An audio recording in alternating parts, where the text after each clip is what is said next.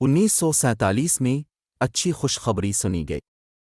یہ کسی بڑے تبدیلی کا وقت تھا کیونکہ وہاں کے لوگوں کو برطانوی حکومت کی زندگی سے آزادی چاہیے تھی۔ ایک آدمی جس کا نام محمد علی جناح تھا ایک بہت اہم خیال رکھتے تھے۔ ان کو لگتا تھا کہ وہ لوگ جو مختلف مذاہب کو مانتے ہیں، مثلاً ہندو اور مسلمان، وہ ایسے ہیں جیسے مختلف گروپس اور ان کو خوش رہنے کے لیے الگ جگہوں کی ضرورت ہے۔ وہ کامیاب قائد تھے اور لوگ انہیں قائد اعظم کہتے تھے۔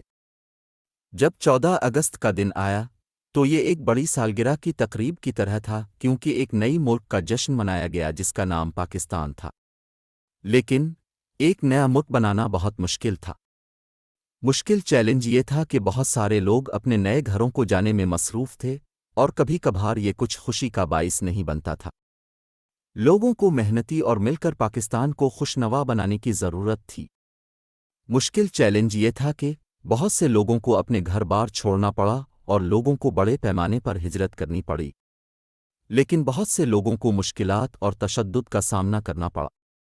یہ ہجرت اور تقسیم اس لیے ضروری تھی کہ دو ملک ایک دوسرے کے ساتھ امن سے رہ سکے۔ پاکستان کے ابتدائی سالوں میں قوم کو اندازہ لگانا تھا کہ ملک کو کیسے چلانا ہے اور سب کو خوش کرنا ہے۔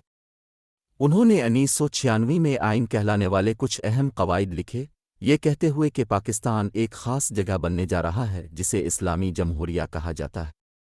اس کا مطلب یہ تھا کہ پاکستان کی زندگی میں مذہب کی اہمیت ہے۔ جیسے ہی پاکستان نے تبدیلی سفر کا آغاز کیا، مسئلہ کشمیر بھی بھارت کے ساتھ ابھر کر سامنے آیا، جس کے نتیجے میں کئی سال تک جنگوں اور مسلسل تشدد کا سلسلہ رہا۔ یہ مسئلہ آج بھی ایک مسئلہ ہے اور کشمیری لوگ متاثر ہو رہے ہیں، کم از کم اب لڑائیاں نہیں بلکہ بات چیت ہو رہی ہے۔ چنانچہ پاکستان کا آغاز ایک بڑے دلچسپ سفر جیسا تھا، ایک ایسا سفر جس میں بہادر شخصیات، ہیرو، چیلنجز اور سیکھنے کے لیے بہت سی چیزیں تھیں۔ پاکستان نے اپنے سفر کا آغاز جوش و خروش سے کیا اور کچھ مشکل حصے بھی پائے۔